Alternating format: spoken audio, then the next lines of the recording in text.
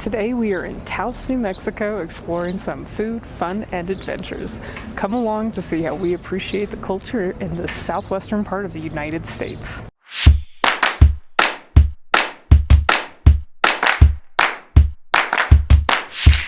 We are on our way to New Mexico. We got up at 4 a.m. this morning, got in the car, and started driving. We're right now in the Sangre de Cristo Mountains in that area. And we're still not to New Mexico yet. We're in the southern part of Colorado, but it's a beautiful part of Colorado, absolutely stunning, and we're excited and hungry. More than anything, we're hungry for some New Mexican food, so. After our long, scenic drive, we finally got to the city of Taos and started exploring the main plaza. Now, to really appreciate the contemporary culture of Taos, we need to start with a history lesson and a definition. First off, there are two main places the word Taos could refer to. Either the Taos Pueblo, which was established by the Taos Indians around 1000 AD and is a sovereign nation within the US, or Taos can refer to the city of Taos, which was colonized by the Spanish in 1540 AD, long after the area had been settled by native peoples. Geographically, these two places are located right next to each other, and a constant cultural exchange occurs between them. Indigenous art and food can be found all over the city of Taos, and within the Pueblo, Spanish influence can be seen in buildings like the Catholic chapels. The interactions between the Taos native peoples and the Spanish were not always peaceful, which culminated in a revolt against the Spanish in the 1600s. Today, we can appreciate the unique native cultures of Taos because the Taos Indians have fought to preserve it. When roaming the streets of Taos or visiting the Pueblo, it's important to remember that the native culture is only here because of the perseverance of the Taos Indians.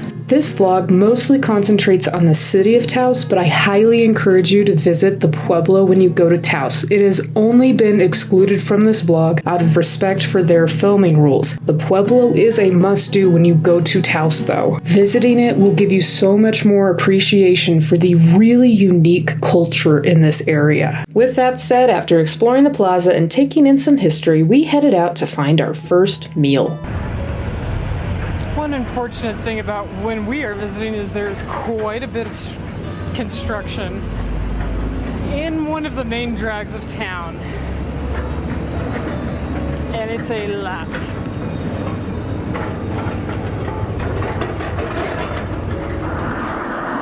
Okay, we are walking to La Cueva Cafe.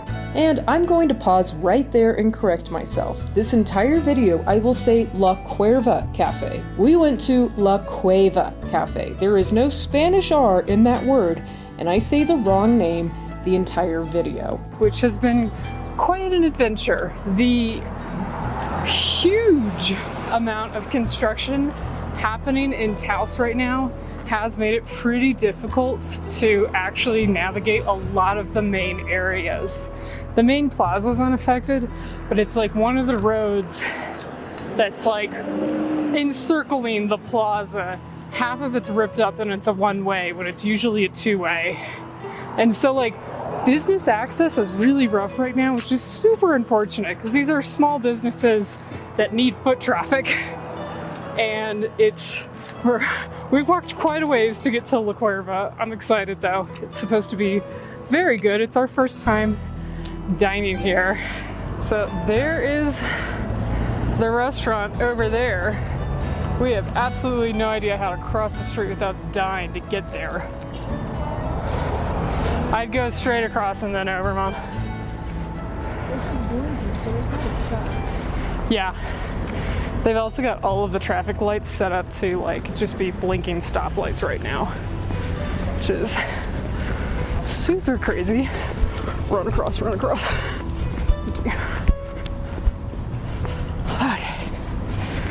Okay. Yeah. Okay. This is crazy. Yeah, like this whole main strip has serious issues. But here's La Cueva. Hopefully we can get a seat because it's pretty popular and it sounds like it's supposed to be delicious. Thank you. And unfortunately, we somehow managed to turn off the mic while absolutely chowing down on this incredible food. Which is a shame because it was one of the absolute best meals I've ever had in Taos. We started out with some chips, salsa, and guacamole, which was just top notch. Then I got the vegetarian mole enchiladas filled with squash, sweet potato, and onion. This was some of the best mole I've ever had, including non-vegetarian ones. It was the star dish of the entire trip. My mom got shrimp enchiladas with chipotle cream sauce. These were absolutely delicious as well. Alright, we just ate at La Cueva Cafe, and oh my god, it was amazing. They had vegetarian mole, and they're really great about altering stuff for both allergies and like dietary needs. That was the best vegetarian food I've ever had in Taos. I've had other vegetarian food in Taos, and it did not sit as well with me. This was amazing. I would absolutely recommend this place to anyone because they will also be sensitive to allergies too. And it's really great New Mexican food. That's the other thing. It wasn't like gross vegetarian food. It was real New Mexican food that they made vegetarian and was amazing. So La Cueva Cafe, totally worth the walk. Again, I do feel for them because it's like an absolute nightmare to get over to their place right now because of all that construction. Next, we headed over to the John Dunn shops, which, you guessed it, are named after John Dunn, a local legend known for both gambling and building community in Taos in the early 1900s. Around 1970, John Dunn's widow Adelaide sold their expansive 10-room house to Harvey Mudd, who converted it into locally owned shops to help local merchants thrive. There are reports that the shops are haunted and that locals often hear strange noises, rumored to be John Dunn himself walking around the house. Personally, I just think good old John's trying to steal some delicious chocolate from the chocolatier. And now we're at the John Dunn shops, which it's this cool little area where you can kind of go through all these tiny little small businesses selling anything from like homemade goods to, you know, fine chocolate, fine art. It's a really cool spot to just wander around. There's gorgeous gardens here too. That's something that's just nice. You can just walk around and enjoy it here. You don't have to buy something, but there's a lot of cool stuff to tempt you to buy. So check out the John Dunn shops when you come to Taos. Next, we headed towards the plaza to go to World Cup, which I personally can attest to being some of the best coffee in the world. Seriously though, I have been to coffee shops in Asia, Europe, and all over the US.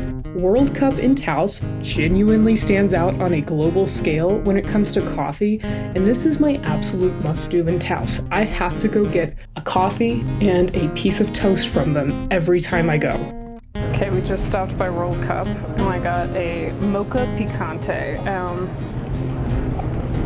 It is one of the best coffee drinks I've ever had in my life. It is spiced with New Mexican chili powder.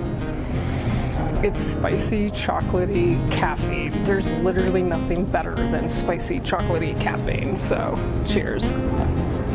My drink is the Borgia. It has hints of orange in it, and it's delightful. It doesn't have anything to do with the fact that I'm caffeine deprived right now. And World Cup is the place that turned me on a couple years ago to toast with olive oil instead of butter. It just takes it to a different level. It is so delightful. After enjoying some incredible coffee and walking around, we finally had enough room in our stomachs for another meal.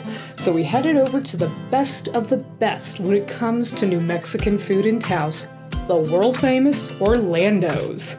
Okay, it is time for our second meal of the day. We are at Orlando's in Taos, and I have literally been coming to Orlando's to eat New Mexican food since I was probably 7, Mom? Yeah, 7 years old. They have the best pozole ever. It's a hominy dish, and I literally dream of this hominy all year round. So we're going to enjoy it. I got us something that kind of sounds like a New Mexican poutine for a appetizer. I'm excited to try that. I'm very excited to try that. It's essentially French fries with Christmas chili on top. It's going to be good. I'm excited. Oh my god, getting the New Mexican poutine was a good choice. Look at this. Oh. Let's give this poutine a try. I stole my mom's fry. That is amazing. That is so amazing. Oh my god. You gotta get this. I also absolutely love sitting outside at Orlando's. It's just this really cute little garden, and it's such a New Mexico classic. Like, if you want to have some of the best New Mexican food, there are 3 places we will send you. This is one of 2 places in Taos. It's Orlando's. You come here if you want pozole. The other place we will send you is Michael's Kitchen. Michael's Kitchen has amazing breakfast. They have stuffed sopapillas, blue corn pancakes, which are amazing. Unfortunately, they were closed this morning, so we couldn't go. And then the last place we'll send you is Pasquale's in Santa Fe, which I assure you at some point we will make a vlog about. It is so good to go to Pasquale's, but these are the quintessential places to go for New Mexican cuisine. Now for entrees, we got blue corn stacked cheese enchiladas with red chili, and I got a bowl of pozole, which was just incredible. We got so excited when the food came out that I forgot to film us actually giving it a review, and we just dug in. Now that's a sign of a good restaurant. Okay, we are on our way out of Taos now. Orlando's was as amazing as it has been since I was 7. It literally never changes, and that's the best part about Orlando's. But it's been a fun day in Taos. We've had so much food. We had to get most of our food at this place to go because we just could not force ourselves to eat anymore after our massive breakfast too. But it has been absolutely a blast coming to Taos, walking around, even with the construction. Still come down here. The small businesses need to still do business to thrive, and even with that construction, it's worth walking around and worth enjoying Taos right now. About 77 miles. Continue straight on. Thank you, Siri directions. Also, don't forget that Fruit Salad Social is a Viator partner, and we have created a Taos, New Mexico collection in our Viator shop filled with amazing tours you can take to get a similar experience in Taos. This city has such a rich history, and having a tour guide that knows just a bit about the history would be super helpful. I would absolutely book any of these tours that I've listed in this shop. Check out the link in the bio to explore the Fruit Salad Social Viator shop. And be sure to like and subscribe to the Fruit Salad Social YouTube channel for more content.